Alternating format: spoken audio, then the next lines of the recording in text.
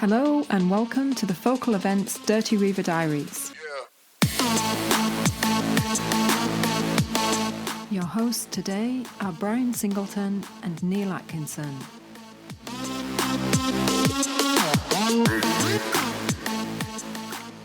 Hello Neil, how are you doing today? I'm very good, thank you. Very good indeed. Better than the weather because it's blowing a hoolie here. Well, back for another series of podcasts. This is series 2, episode 1. And yeah, looking forward to a new season of opportunities to chat about all things Dirty Reiver and pick up on the conversation with some of our gravel riding brands and get some nice insights on what's new, what's happening and how things are developing. So I thought we'd start with a little bit of a reflection on 2024. Any standout memories for you, Neil, from 2024? Well, I think, to be honest, the whole year was a standout one, really, because I think it was a really amazing year, and the weather wasn't the best, as we all know.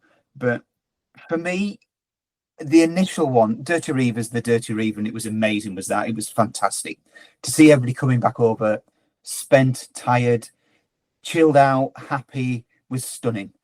But what the event that we did after that, which was the Frontier 300, and we just started doing the 2-dayer last year with the overnight camp at Kielder Forest, at the Kielder campsite. That really worked really well, and those people really enjoyed that. That was a really good one for me. But I think you might have another one, actually. Have you, with the event after that? Just going back to that, Neil, for those listeners who haven't come across Frontier 300 before, just give us a quick rundown of exactly what that is. The Frontier 300 is a coast-to-coast adventure. It starts off in the southwest of Scotland and finishes in the northeast of England. It's 300 kilometres long. It's 10 forests. 150 kilometres approximately is on gravel roads. The rest of it is on quiet country roads or cycleways and stuff around there. It's not your honey spots that you would normally go to. It's across some stunning scenery. But 300 kilometers, it can be done in 1 day or it can be done in 2 days. Sounds amazing. Where do I sign up? Just go to our website. I sound like a PR thing now. www.frontier300.cc. How does that sound? Sounds amazing. Other standouts for me, gravel rocks. We did our first gravel rocks in Duncan Park this year. I mean, we didn't have the best of weather, but what the event did show was that you can ride your gravel bike in the North York Moors on the private Duncan Park estate, whatever the weather. Great festival vibe, some super cool time stages to decide our podium, and the night stage. Well, that was fantastic. Some people had not ridden a gravel bike at night before, but it was absolutely superb. So we've got all of those repeated for 2025, but we do have a new event. This one's for the racers, Neil. It's called Dalby Grit. And if for all those people who don't know where Dalby is, it's in the North York Moors. Stunning part of the country. And Dalby Forest is an amazing place for a race. And it is going to be a race. How long is the race, Brian? 110k, so 255k loops, 110k in total. And the course is looking fantastic. The gravel is absolutely superb over there. I think it is going to be England's only gravel race this year. So super excited about that one. Anyway, going back to Dirty Reiver, we have got some new brands joining us for 2025. And Neil, who have we got? Well, we might have to take it one at a time, see if we can remember the new brands. So I'm going to go with a new nutrition brand to start off with. And the nutrition brand is CLIF Bar. They're with us this year, and they're going to be at the feed stations, all 3 feed stations this year. Which is going to be brilliant to see them out on course as well, feeding you guys. Nice one. Okay, we've also got Topeak, who are going to do some tyre inflation station activation. I know why you left that one to me. We've got a light sponsor this year, and we'll go into slightly more details later with that and why that is. but we've got Moon, the lighting company there. So it might just be able to shine a light on their products. Oh, this is going from bad to worse, isn't it? I suppose one of the reasons for a lighting company is that we are going to slightly amend our start times and make them a little bit later. That'll give you a little bit more time to get yourself sorted out on the start line, get yourself parked up. But it does also mean that we potentially will have riders running a little bit later into dusk. So lights are compulsory. And finally. Oh yeah, sorry, Sam. I was going to say, how are we going to send the routes out this year? Finally, we've got Ride with GPS as our official route 2025, and we will have some more information about how you can access the route. Linking in quite nicely with one of our brands, our nutrition sponsor. First podcast in this series, which is to chat about nutrition. So we've got a couple of people from CLIF representing those guys who are going to come along and chat to us. It's not official nutrition advice. It's more a sharing of experiences and picking up on, what we think is known good practice, if you like, and finding out about the products and sharing some of our stories of nutrition.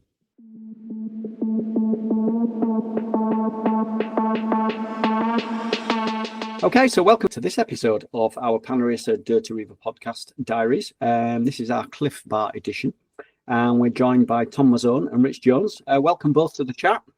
Hi guys. Thanks for having us. Tom, for those of you who don't know, Tom, ex-professional. Now, I think you did pro racing with, was it Holsworth? Yeah, I've ridden for Holsworth. I've ridden for a number of domestic and and Bitus after that, was it? Yeah. And then latterly, I think you did 3 years with St. Perrins, wasn't it? I did, yeah. Yeah. So I know you competed in Tour of Britain as well as, kind of lots of tours and one-day races. Welcome to the chat, Tom. And then we've got Rich Jones from Extra, who's come on as our CLIF expert. Rich has raced elite MTB and cross at a high level in the domestic scene for many years. So I think both guys are going to bring a wealth of experience to the chat. And I know for a fact that when you kind of do a podcast, due diligence is to do a little bit of research on who you're going to be chatting to. I never realised, Rich, that you'd raced so much cross before. We'd obviously chatted about mountain biking in the past. Was that your love before you sort of got into mountain biking, or where did it start for you? No, so my mountain biking career was a little bit all over the shop. I started early on endurance. So actually from the age of like 17, I thought it was a good idea to do like 12-hour solos and stuff like that. And actually really enjoyed it. Got podiums at events like Bontrager 2412 and Dust Till Dawn. But then quickly realised that 12-hour racing was just stupid, quite frankly, and made me very tired. So progressed into shorter cross-country racing, racing things like national series, local regional rounds, which was a little bit more sociable than riding a bike for 12 hours at a time. And I've got to admit, I was always one of those people that gave cyclocross riders a bit of a hard time, saying, oh, you don't want to do that, off season's for off season. And then I joined a team called Reiver, and the owner of the team, Stephen James, was a good friend and he loved cyclocross. And one day he basically forced a cyclocross bike on me and said, look, basically shut up and go ride a cyclocross race. And I went, okay, fine, I'll go do one. Went and did one, won it, which was nice. And it's safe to say I got the bug. That was at the start of that winter. And I think I spent most of that winter then racing as much as I could, Saturdays and Sundays sometimes. And yeah, I absolutely loved it. And it's still a sport now that I adore. I actually just put on a round of our local cyclocross series just a few weeks ago. So not racing as much now, but still very heavily involved in the sport. You say you started when you were 17, Richard? Yes, yeah. So I did my first 12-hour solo, I think, when I was 17. I might have made a little fib on the old entry form, I think, saying that I was 18, because I think there was probably a limit. But yeah, that was a Dust Till Dawn. Those who are from the Midlands will remember those events and how good fun they were. Yeah. No, that's really good. I didn't realise you'd been racing for such a short time, like 3 years. Of course, yeah. I mean, 2.5. That must be yeah. And Tom, I mean, your kind of successes on the road are well documented. And has it always been about road for you? Where did it start? I know you're from the Isle of Man originally. Is that correct? Yeah, that's correct. Mine's kind of a completely opposite story to Rich's, I suppose. I started at the age of 5 racing BMX, so probably the shortest event possible. But yeah, that's kind of how I kind of got into cycling originally, just messing around as a young kid on the BMX track. And then, yeah, from there, my kind of love for cycling as a whole grew. We've got quite a strong cycling community on the Isle of Man, so there's always lots of people to ride with, riding with your heroes such as Cav and stuff. I can remember as a teenager going on training rides with him, and that kind of inspires you to kind of develop and pursue it as a career, I suppose. And then from the age of 17, I went to France, lived in Europe for almost 5 years, and then, yeah, the rest is history, I suppose. That leads to the question, what was it like, obviously as a teenager, what was it like riding with the likes of Cav? Yeah, I mean, I look back at it now, I think I must have asked some stupid questions, but like, it was brilliant just to have that opportunity to go on a training ride, and, you're training with Cav in the winter, and then in the summer he's winning stages of the tour. It's like, if you need an inspiration, that's probably the biggest one you're going to get. Sorry, Tom, when you were talking to Cav, could he hear you? Did you have to really shout because you were that far behind him? Probably, yeah. Usually it was clinging on to the back of the group. I mean, we had a real good group of pros. I mean, when I was growing up, we had Johnny Bellis, Pete Kenyard, Mark Christian, Mark Cavendish. Yeah, just to try and cling on to them was in a training ride was all you needed to do, really, to get to a good level. Yeah. But then your brother's a cyclist as well, isn't he? Or is he going to cross to that dark side of running now? He has, yeah. I'm trying to convince him to come back to the gravel world, or back into the cycling world, I suppose. Part of the reason I converted to gravel was I just wanted to have fun again on my bike. He's obviously not experienced that yet. We've kind of both reevaluated things after a professional cycling career, so to speak, and now just kind of rediscovering it a little bit and doing it more for the fun of it. But yeah, I mean, he's running at the moment, but I'm going to try and drag him along to a few events next year and get and see what gravel is all about as well. And last really quick point, I'm sorry, Brian, I know we're going off script. I do apologise. Because you've both got really good results, where you must have, your parents or grandparents must have been involved within sport as well to be able to pass on that sporting personality to you guys. Is that right or not?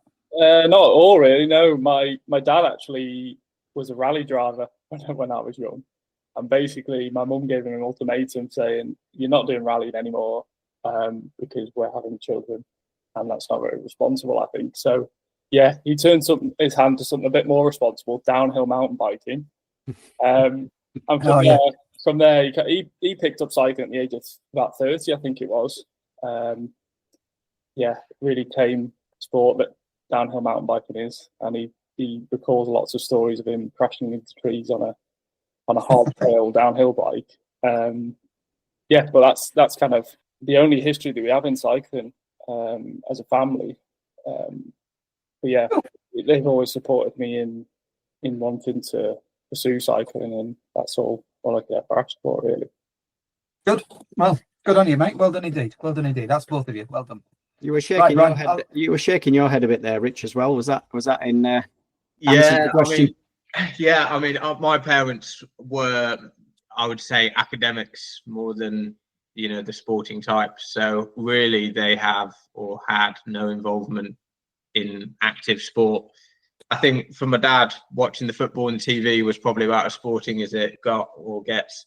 So no, not at all. I mean, that's not to say that they weren't supportive, of which they really were, but my kind of love for it came from just being one of those lads in school that could never sit still, was not academic, was not that kind of person. You could probably all thinking straight away, we know exactly what we're just talking about. So for me, I played rugby at a young age, and then, a bit like Tom, got into BMX riding, street riding, did that for a while, and then it wasn't until I started working in a local bike shop, just earning a bit of money, that there was a group of guys there that were into cross-country mountain biking and stuff like that. And they always used to give me a bit of grief, saying, "Oh, you know, you've got the skills, but you couldn't ride more than 10 miles," kind of thing. And then would drag me out on rides, of which they were usually correct. I couldn't ride more than 10 miles, but I just about can manage to do so now, thankfully. So I've come on a little way. So it's great to have you guys with us. Listening to the chat, then you can see you're bringing a wealth of experience to this conversation. Before we do delve into nutrition, then I'll just have kind of one little caveat, if you like. It's I just want to be very clear to all our listeners. This isn't nutritional advice, because obviously it is a highly personal thing. People do have dietary requirements. So really, and this podcast is a little bit more about just our reflection of combined experiences, and we're going to couple that with some what we think are broad best practice principles. So let's talk about gravel first of all. It definitely is an endurance sport. No matter what level you're riding at, whether you're in the saddle for long periods of time, whether that be at the head of an event where you might be just riding for sort of 3-4 hours, or you might be further back in the group and riding for best part of a day. We have a little saying at Focal, which is kind of food in equals miles out, and I think that is a really good mantra to kind of keep going over in your head when you're riding. And as important as the on the bike training side of things is, we all go out there and we'll train and we'll do the miles and do the intervals. I really do think that for all these endurance sports, the on-the-bike nutrition is also a key component of this. We're seeing that in the pro peloton now. There's so much discussion around consuming these super high levels of carbohydrates on an hourly level. And, again, we're not suggesting that people go out and do that. But Tom, just, obviously thinking back to your professional days, was this an approach you came across as a pro, this kind of consumption of high levels of carbohydrate? Yeah, I mean, nutrition has come on so much even since I started racing, even more so in the last few years. Just the level of detail and consumption of carbs and fueling is just on another level now, and it's something I've had to learn as well. I mean, I've gone from eating nothing on the bike when I was training as a teenager to now fueling up to like 90 to 100 grams an hour. Okay. So it's just, massively something that I've had to learn and I've built on over the years with working with nutritionists and teams and brands as well. So, I think going into that, one thing I struggled with was actually the drinks. It's a lot to stomach. It's a lot to consume when you're riding, whatever kind of intensity you're doing. It is hard to kind of consume that amount of carbohydrate and energy. It is really something you've got to learn, or you train your body to do, essentially. Yeah, and I think we do actually see that quite a lot of professional riders do say that it takes a long time to get yourself used to being able to do that. And again, we're not in this podcast advocating that people go out and try that. And Rich, obviously your experience, kind of off-road, has that been a consideration for you, or is it different in mountain bike racing? Is there any kind of similarity there? I think there's a few different avenues you can take it. With cross-country racing, you've got a few different technicalities, which means that fueling can be a little bit more challenging. So the first thing you've got is the terrain.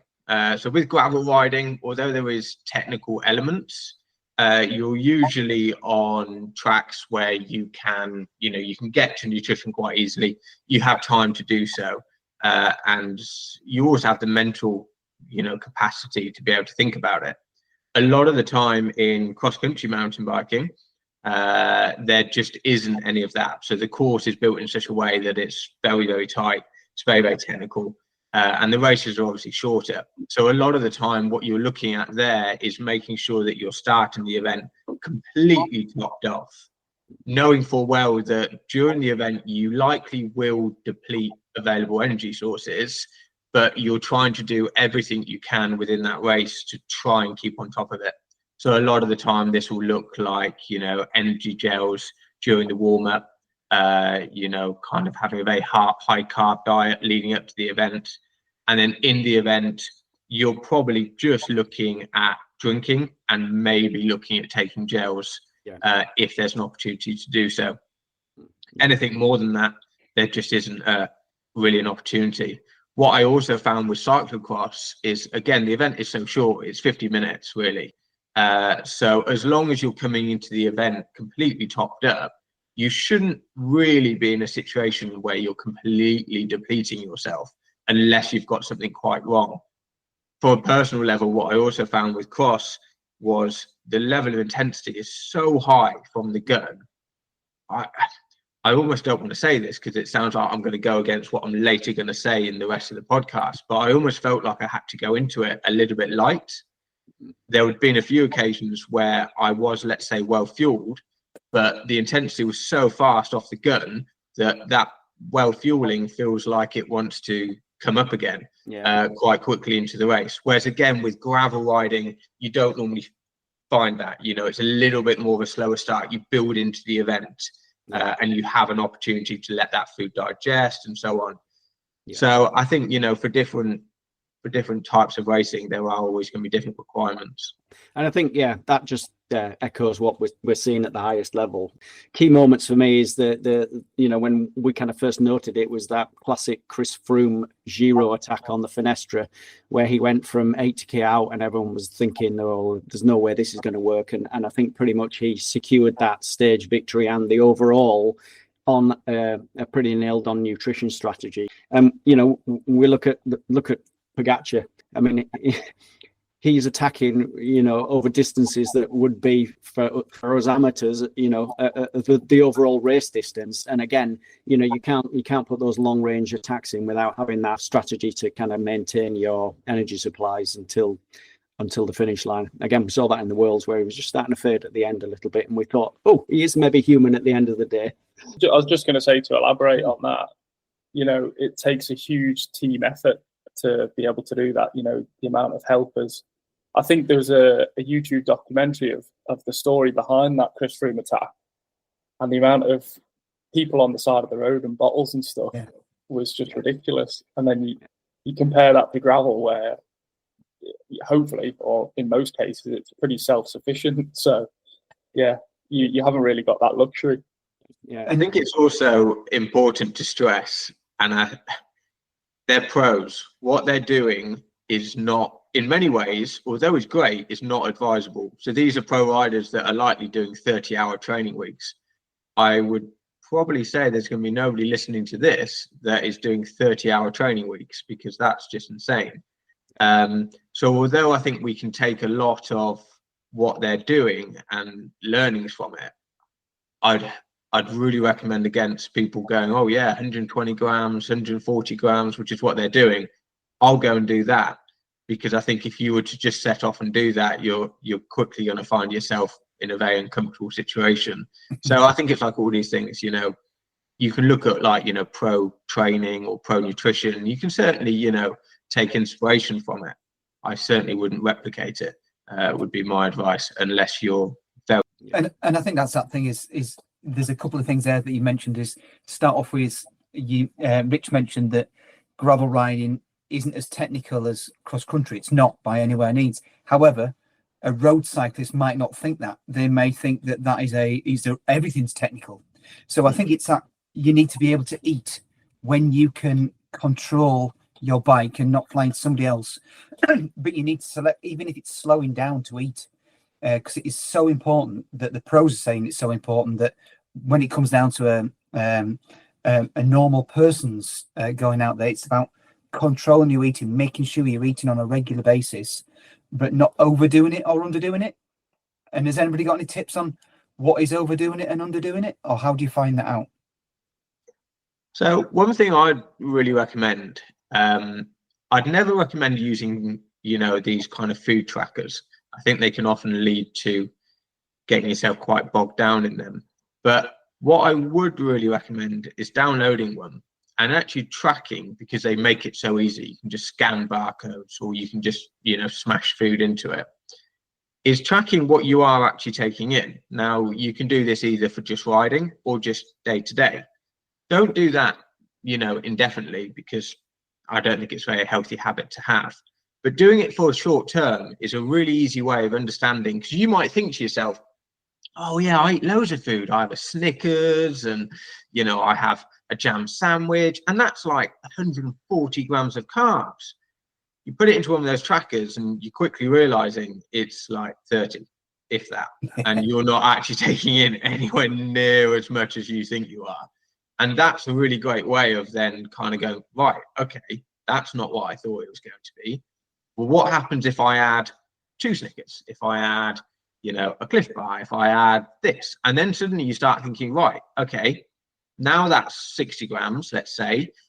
I'm now going to go and do another ride, and I'm going to make sure I consume that, and I see how I feel. And then you continue to build upon that. So I think using those trackers, because a lot of them are free to download, they make it a lot easier. It means you don't have to sit at home before you ride with a calculator, reading the back of a packet and tapping it down and, you know, working out what it is you're doing. And that's what I'd always recommend as a starting point is, you know, actually note down what you're eating and how that then ties in with the events or the ride or training that you're doing. I think to add to that, there's a real importance of real food, like natural foods as well. It's very easy to get caught up in the energy drinks and the high carb products, but at the same time, to blend that in with real foods is probably better for you as a whole and for your gut as well. 100%, yeah, and I would agree with that, you know, tenfold. And what I always say, and I think Tom's probably heard me saying this, and I use this saying for a lot of things. A lot of the time I look at these really fancy training programs or these really, you know, crazy kind of nutrition plans. And I always say the same thing. The best training plan or nutrition plan is the one you actually do. Yeah. So it's pointless having all this fancy nutrition or anything like this. But if it doesn't taste nice, you're not really into it, you probably won't take it, in which case it was no good whatsoever. If you're well into jam sandwiches or you're, you know, there's nothing more you love than, I don't know, it could be anything. I think somebody here's got an obsession with gherkins or figs or something like that. I didn't read. If you're well into that and that's, you know, that's what makes you happy, then yeah, use that, lean into that, because at least then you know you're going to be taking in those calories, and ultimately that's all you really need to do. Yeah, I think that probably leads to an important lesson there, Rich, that we've often sort of mentioned to people in the past, is that, you know, don't on event day try out something new. It is so important to go with things that you know work for yourself, but also to go with things that you will actually keep you going over that distance. So just like you'll go out and train and ride your bike, you should also go out and train and use the nutrition strategy that you plan to use ahead of an event. Is that something, Tom, that you would have done as a pro or still do now? Yeah, like I say, kind of going back to when I was progressing through that stage of learning more about my nutrition and intake of carbohydrates, you know, that's something I did have to do in training. Yeah. Previously, to be honest, I'd never really used any energy products during my training. I used to train on water and like banana or flapjack or something like that. I used to try and avoid gels and sugary drinks and stuff like that as much as I could. Obviously, that's developed a lot now. And I think some products such as the CLIF ones are a bit more of a whole food as well. So it's easy to take that on board and not feel like you're just having a real sugary, horribly tasting gel just for the sake of it. So yeah, kind of using the drink and fueling strategy through my training has helped me learn a lot about how I plan my race or event strategies as well. I mean, like Rich said, people using jam sandwiches is really not a bad thing. I had, I think, pork pies and peanut butter sandwiches in the Dirty Reiver this year. So yeah, having that mix of whole foods as well I think it's really important, as well as having those kind of high energy, quick release glucose products. Yeah, I think talking about the training and using that nutrition throughout your training as well is also something that people often overlook. Is they'll go out and train and they won't necessarily think about the nutrition. So therefore people train and don't recover sufficiently from that. After your training ride, making sure that you've got something lined up, is going to top up your carbs, top up your various nutrients, is what lays the foundation for the next training ride. Rich, just on that, is there anything in there that's kind of a favorite meal for you after you've been out there, you've knocked out 3 or 4 hours and you're coming back knackered? What are you dreaming of? Well, it's funny that you say it. I mean, I'll tell you about a story that I have from when I was much younger. I was probably about 17, and I started to get properly into cycling, and I joined a group ride from Leicester. And I won't name names because people will know them, but there was a couple of guys on there who at the time were very, very good. People can probably guess because they were dressed all in green, so that probably says a lot, and they were very large. So anybody will know who I'm talking about by that.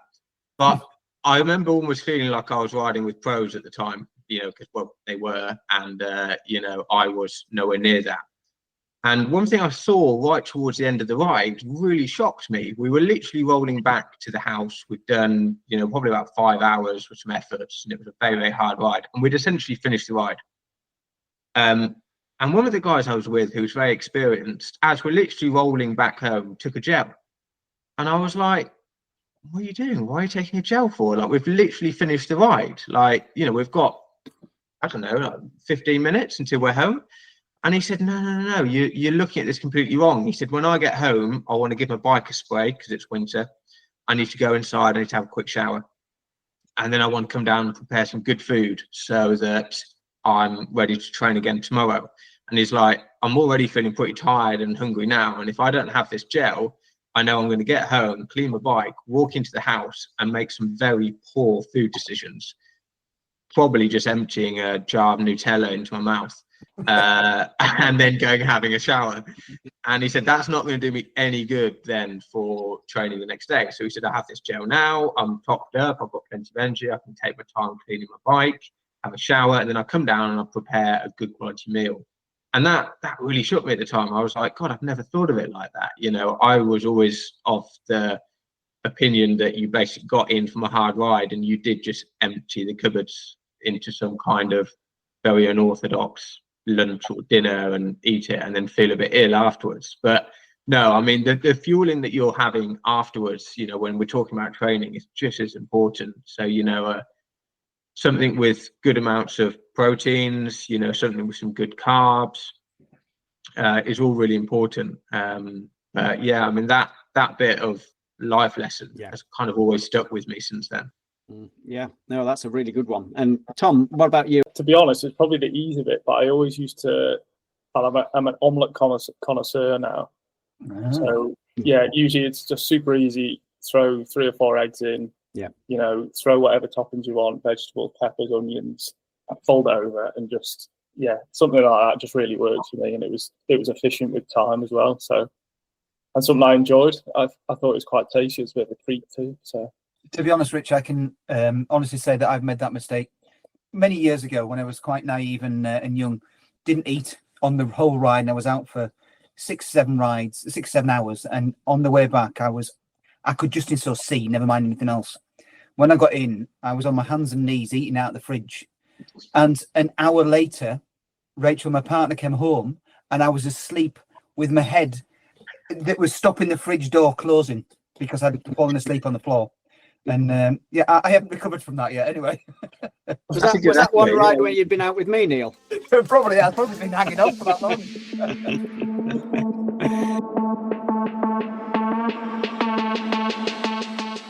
Dirty Reiver next year, we're super excited that we've got CLIF Bar joining us as our official nutrition brand. And I thought it'd be really quite nice, Rich, if you wouldn't mind just giving our listeners a heads up on CLIF and a little bit of a rundown of kind of products. Neil and I have used them on and off over many years. We're total fans. But yeah, maybe you could just sort of tell us, what riders can expect to see when they come to the event. Yeah, certainly. So I would start by saying just that we're really excited to be there. It's an event that all of us at Extra have kind of been excited about for a little while. A lot of our staff has already taken part in the event through their own choice and stuff, so we're really pleased to be there. So CLIF, I mean, we're going to obviously have products out on course. It'll be CLIF bars and then also blocks. So two different things really. As Tom has already mentioned, you've got obviously a CLIF bar, which I imagine most people probably is familiar with now. It's essentially whole rolled oats made up into a bar.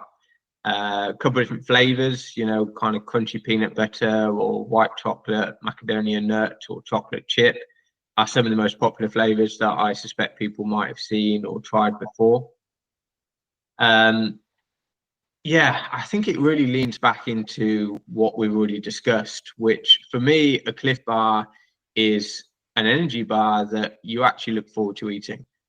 In fact, a lot of the people that have them, the biggest problem they have is not eating them whilst at home, just as something to eat. I know there's a lot of people that you know, kind of got bars and then find themselves munching through them whilst watching TV or anything like that. Probably isn't recommended. You know, they are essentially an energy bar. So as far as calorific content, you know, a CLIF bar is giving you roughly 36 to 38 grams of protein. 36 grams of carbohydrate and about 9 to 10 grams of protein. So it is a good overall bar, you know, especially when we're looking at long distance events. And then we've got the blocks. The blocks are a little bit more tailored towards more of your electrolyte content. So depending on what flavor you have some such as margarita that are high in sodium. So if we're fortunate enough to get a warm dirty Reiver this year, fingers crossed, it'd be nice. Then they're certainly the ones that, you know, I'd recommend. It just helps to prevent cramping. And then some of the other flavors also contain caffeine, but not all of them. So you can actually control the intake. The reason why blocks are different to, let's say, a conventional gel is, unlike a conventional gel that once you open it, you essentially have to take the whole lot. Also, one bit of feedback we have about gels, especially from people that are maybe not so serious at cycling, let's say, is that the consistency is quite foreign. You know, it's not something, you know, at no other point in our normal diets do you have anything quite like a gel.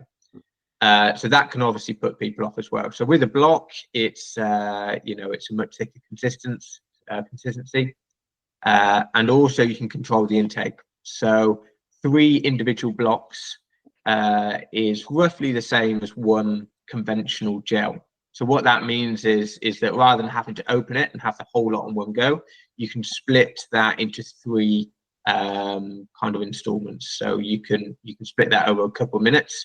Makes it a little bit more palatable, a little bit cleaner to take as well. No sticky residue or anything like that. So there'll be both products available out on course during the event on both distances, I believe, as well. Cool. Yeah, that's very interesting what you're saying about the blocks there. I mean, one thing I like about them is the fact that you don't need to consume it all in one go. I didn't realize that 3 blocks, which is effectively half of a packet, is actually equivalent to a one single gel. So yeah, so that's actually really interesting. And just roughly, Rich, what sort of carb content would be in a 3 blocks or a packet? Do you know roughly? Yeah, so you're looking at around about 8 grams of carbohydrate per block. Right. Okay. Yeah. So then you can split that obviously as and when you want it. So we do a lot with kind of the running markets and so on as well.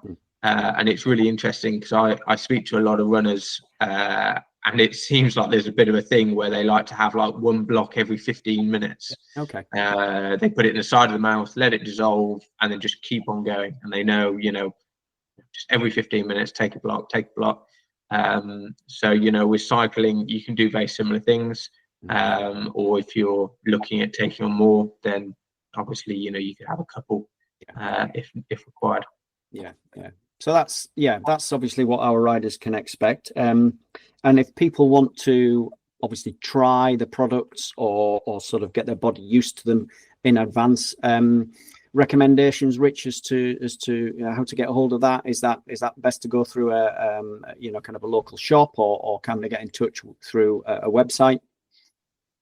Yeah, I mean, I'd always recommend visiting a local bike shop. We have a really good network of independent bike shops across the UK. I think it's very likely that if you were to visit, you know, a local one, you would find them, or they are available online. You know, I would say just about all popular places. You know, they are even on places like Amazon, if that's more convenient. But it's interesting what you say there. You know, as we kind of just touched on, they are going to be out on course. So yeah, it is always worth, you know, even if you just try it once, just to make sure that, you know, you get along with it and so on. But they are vegan friendly. So yeah, there shouldn't be any concerns there either. Yeah. Tom, obviously you did your first Dirty Reiver last year. And it'd be nice to sort of just get a little overview from you on, you know, kind of what your strategy was for feeding.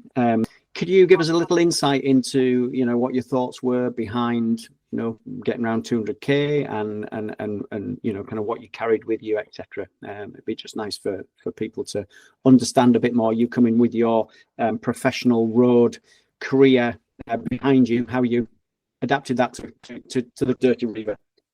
Yeah, I mean, to be honest, Dirty Reiver was my first ever grapple event ever. So it's very different. I mean, 200k on the road is usually pretty manageable, especially when you've got a team feeding you from the side of the road, etc. I took a very laid-back approach, you could say. I basically had a packed lunch in the backpack when I set off, because I didn't want to go short on anything. I kind of viewed it as a completely self-sufficient event. Had all my fluids, all my food in my top eat bags. And just fueled essentially for the whole day, or planned out what I would need for the whole day. Like I say, that included sandwiches, a couple of pork pies and stuff like that. So I just kind of spaced that out throughout the day. Really just little and often. Like Rich mentioned with the blocks, I actually used some of the CLIF blocks last year. I had half a packet and just folded it, put it back in my top tube bag, and it was just nice and accessible there as well to, you know, have that when you could. I think you do have to think ahead a little bit when riding gravel and when you're actually going to eat, because I think, like Neil mentioned before, there is still technical descents and stuff, and you want to be fully focused on controlling your bike rather than, you know, trying to eat something. It's a complete opposite from what I was used to from the road. If you get to a descent on the road, you usually go, oh, this is a great opportunity to eat and drink. Whereas on the gravel, you actually think, I've got to think about this, not to puncture, avoid any rocky sections or anything like that. So, yeah, I think the main thing that I didn't really have a strategy on what I was going to eat and when. I just knew I had everything that I needed, and then had little and often, depending on how I felt at the time, really. Just thinking, I need to consume something. I think about 130k in, just after we passed Kielder again, was when I broke into my first pork pie, and then that kind of it's like the latter stages. You want something a bit more considerable, I suppose. You know, it's all well and good having energy drinks and you know, sugary products at times throughout the day, but at times you do want to have a bit of real food again. So yeah, I think that's part of that mental thing as well, isn't it? To know that you've had some, I want to say proper food, but you know what I mean, some what you're normally used to. Once that's gone in your head, goes, oh, I've eaten something now, I'm all right. Yeah, and then you can carry on. Yeah, but then when I got to the latter stages, I was just absolutely nailing the blocks, basically. So it's a real balance of what you want and what you feel like you need at the time as well. I mean, some people might, you know, like their pork pies or sandwiches at the start, and then go on to their energy products or CLIF bars, blocks. But I think it is good to have a blend of both, really. Yeah, I think it's good as well to have some different flavors, and kind of going back to what you were saying, Rich, about the different flavored bars. I think if you just go with one flavor and suddenly you find 15k in that's actually doesn't tick the box for you. Having a couple of flavors is actually quite nice, but having that variety, because at the end of the day, you set off, you never know what you're going to feel that you've got the taste for. I mean, we've actually got a friend who loves beetroot. On an event, he'll take beetroot with him, and I can never understand it. But I was on a ride with them once, and we got to an overnight camp, etc. And suddenly, I was looking at what I was having in my packet and looking at his beetroot and thinking, actually, I'm quite fancy one of them. And I don't know whether it's just because the grass is always greener on the other side of the field, but yeah, I think having a range of things is often a good idea. Just to jump in there, Bright. Sorry, mate. For me as well, it's textures. If I'm eating something hard all the time, when I get tired, I need something that's easier to eat. So, such as a block or something like that is really, it's just that change of texture for me. It stops that, for a better word, of boredom, just eating the same thing. Yeah. I think we're entering into a controversial subject here, because this is one I hear a lot, especially in my own household. I don't believe that palate fatigue is a thing. Like, no, I disagree.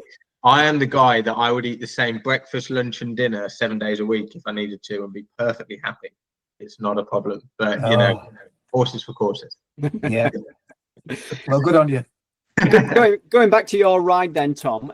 Obviously, looking ahead now with the benefit of experience, any changes for a future Dirty Reiver? I don't think I'd change anything hugely. I think with a bit of hindsight, I'd probably choose my products and foods a bit better, because riding 200k with a backpack on was not the ideal. So I was a bit naive in that aspect, that thinking it was going to be quite a steady day out, but actually the group that I wanted to ride with was a little bit pushing on at times. So I probably could have planned that out a little bit better in the strategy, that I probably didn't need a packet of pork pies in my backpack. But yeah, I mean, I'm lucky enough to be supported by Top Eat, so they have a range of bar bags and top food bags. So I think I'd probably pop most of my products in them. The only kind of issue I'd have with that is trying to find some extra fluid along the way, but that's what the feed station's for, aren't they? So yeah, I mean, just taking what I need food wise and then popping up my fluids on the way really is all I do. It's an interesting point. One thing I would recommend, or what I like to do personally on longer events, is actually put anything that would normally be in my jersey pockets on the bike personally. So I'll use saddlebags and top tube bags, and all my bike repair stuff is on the bike. What that then allows me to do is have all three pockets completely free, because I know that when I'm riding, I find they're the easiest to access. And then what I will do is put in each pocket essentially an hour's worth of fuel. And then I know that every hour I need to clear a pocket. If I'm not clearing a pocket, I'm behind and it's not going well. So then I know I'm riding with 3 hours fuel. And then at a feed zone or whatever, I essentially need to put in however more hours I'm taking. So if you've got a drop bag, literally work it out again, put an elastic band around each pocket's worth, go into your bag, grab your elastic band, put it into each pocket, and you're good to go again. And again, that's where something like one of these tracking apps, and then also doing a bit of training beforehand comes into it. Let's say that each pocket has got 60 grams in it, and it's 60 grams that you actually want to eat and that you've tried eating before, and it's probably a mix of foods. And then just, you also just don't need to think about it, because that's another thing. You can come up with a lot of fantastic plans before the event starts. And then I think we've all been there. Once the event starts and you've got people around you, you're worrying about other things, you completely forget what you're meant to be doing. So just splitting it by pockets if you can, or something along those lines, whatever that is, whether that's top tube bags or whatever. And then you just know, I just need to empty this pocket in the first hour, second, the third, and so on.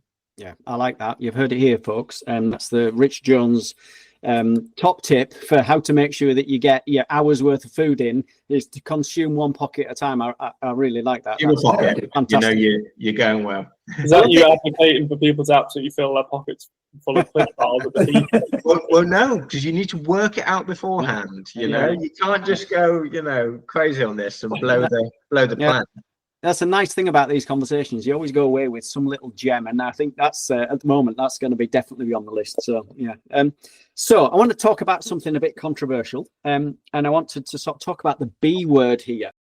And it is legitimate. It is a real word. I think runners probably know it is when you kind of hit the wall.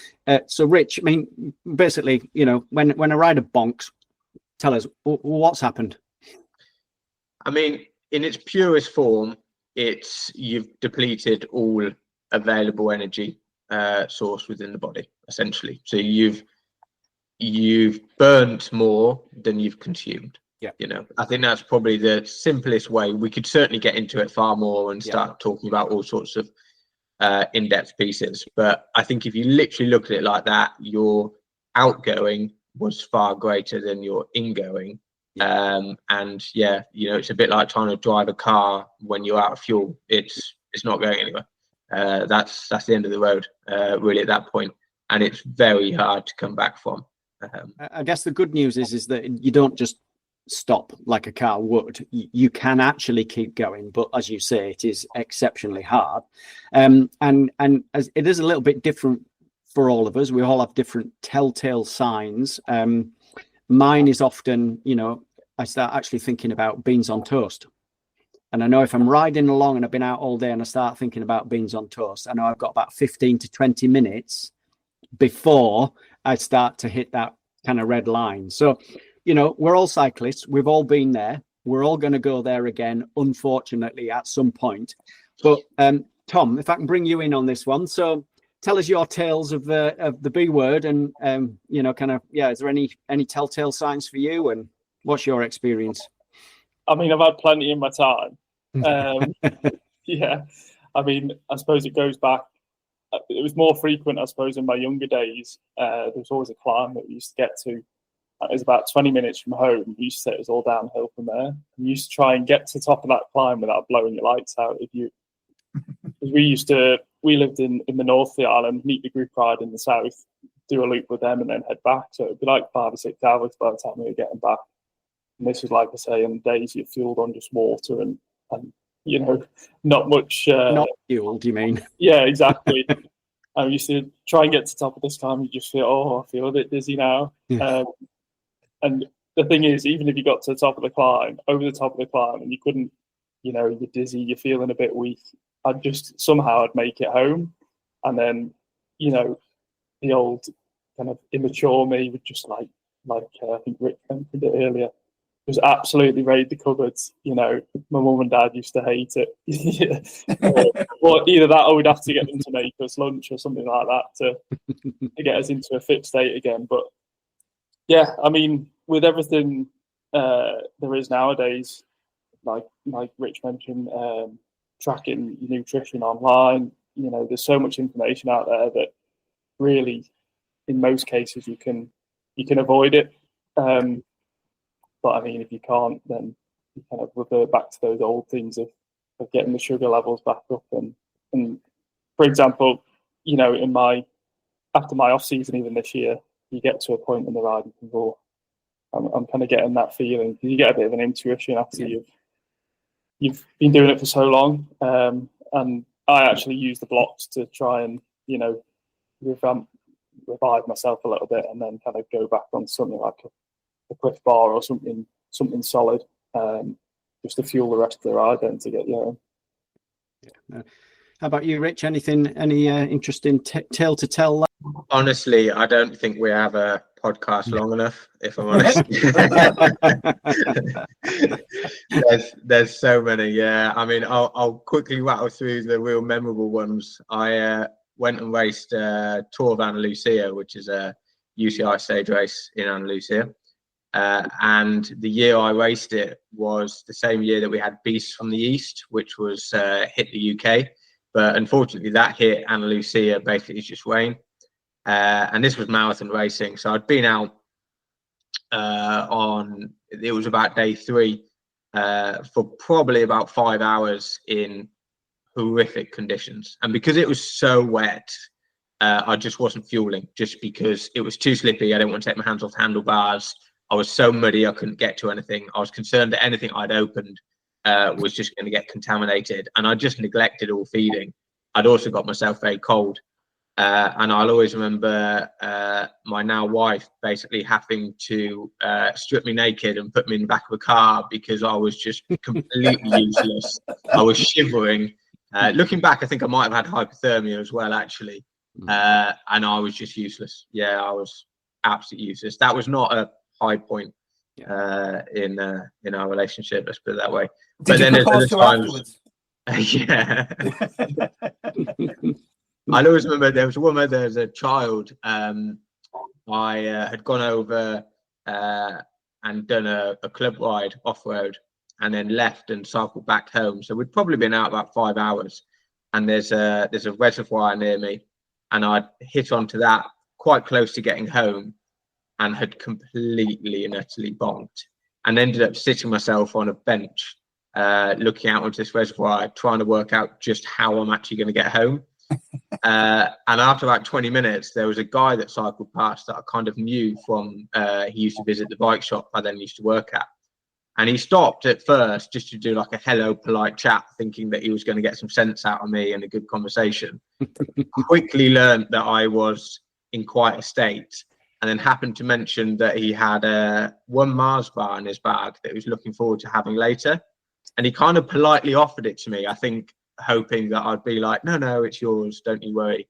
And I basically snatched it out of his hands and ate it then and there. Yeah, that got me home that time. But yeah, there's been a fair few stories, that's for sure. Yeah. I think we've all been there, haven't we, really? Yeah, absolutely, and we'll be there again. Probably. I think the thing to stress is, though, a lot of these times it happens when you're not planning it. Without trying to sound like being above everything. For an event like Reiver, what's coming. You should be quite easy to work out roughly how long you're going to be out there for, and therefore you can work out how much fuel you need. It is quite a simple equation, really, and therefore, unless something's gone drastically wrong, you've lost some of your nutrition out on course. These are all things that can feed into it, but unless anything like that's happened, it's so easily avoidable. It really is. Yeah. No, I think that's a good point. I think that goes back to what we've been saying throughout this: is have a strategy, have it nailed on before you actually turn up to the event. Make sure you practiced it, and yeah, three pockets, 3 hours. You know exactly what you need to be eating. I was just going to say that's the importance of trying things in training as well. I mean, it's all well and good if you experience a bonk on a training ride, that's fine. But if you experience a bonk in the middle of Reiver, that's not what you want, is it? So I think when you do sort of have that telltale sign that this is about to happen, having those quick access carbohydrates is really good. So that would be perfect for the likes of the shot blocks, because it's super fast acting, gets in your system pretty quick. And I actually find that I'll eat 2 super quick and get them on my stomach, and then the third one I often just put it under my tongue, because that gets in there. That's pretty much going straight into the system. So yeah, having that to be able to pull yourself back from the brink is always good. So I find they're quite tasty as well. Sometimes if you need something like a gel, you don't always look forward to it. You just go, I've got to have a gel because I'm in trouble here. Whereas something like the blocks, especially the strawberry flavor, for example, it's basically just like having a Haribo or something like a sweet, but it's actually much better for you nutritionally. Yeah. It's really good for you. Yeah. I think it just leans back into what we've been saying there, isn't it? About, having nutrition that you actually want to have, makes such a difference. If you want to eat it, you will eat it.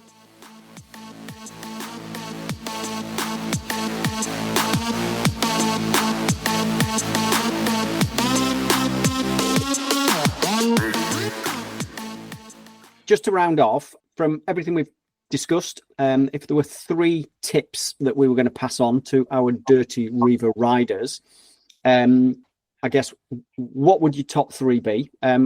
If I punt that to you first, Rich, and if I steal your first one, which is the 3 hours, 3 pockets one, because I think that's just golden. So what would be your other 2, Rich?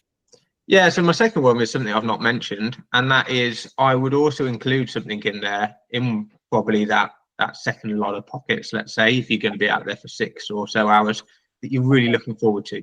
You know, pick up your favourite, I don't know, chocolate bar, your favourite treat, something that, you know, when you know things are going to be a bit tough, you really are looking forward to eating. And then finally, something that I think is easy to forget about. We spoke a lot about carbs and the effects that has. Don't neglect electrolytes. You know, carbs is going to fuel you, and is going to give you that energy. But if you completely neglect electrolytes, that's then when you can start looking at things like cramping and so on, especially if we are fortunate enough to get a warm or warmer event. So also just factor that in. And, you know, again, with nutrition tracking apps and so on, it's very easy to factor that in. Probably left you with a slightly more difficult one there, Tom, to follow up. Rich's top 3. But I'm going to piggyback off Rich there and say, along with kind of tracking those foods that you are eating, always, you know, test that plan, test your strategies out in training, because I think that's really important to make sure that you do and kind of execute what you want to on the day. I think, you know, including those foods that you are looking forward to or products that you do enjoy, I think is really important. I suppose in addition to that, and it's kind of on the same lines really, just be prepared as well. Make sure you have got everything you need, whether that's nutrition, tools on your bike. I know obviously with Dirty Reiver and your events, Brian, you know, you've got a pack that outlines everything, pretty much everything you'll need in every case or any worst case scenario. But I think it's really important, you know, in preparation to events, making sure that you've got your tried and tested products, you know how to use everything, you know, just to make sure you have the most enjoyable event possible. And also, if something does go wrong, you're prepared for it. So, well, guys, that's been fantastic.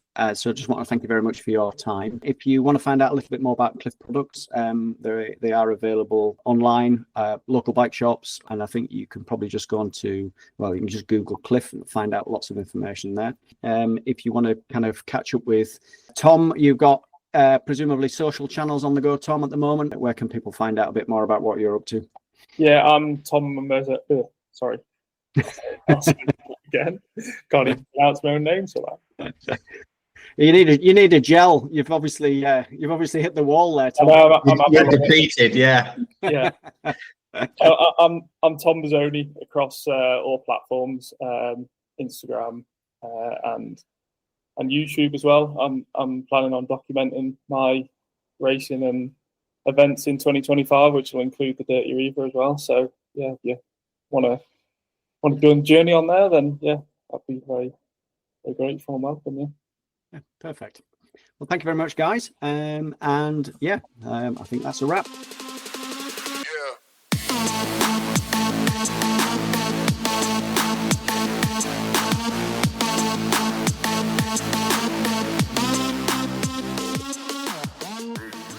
Well, Neil, that was a great chat with the guys. What did you take away from that?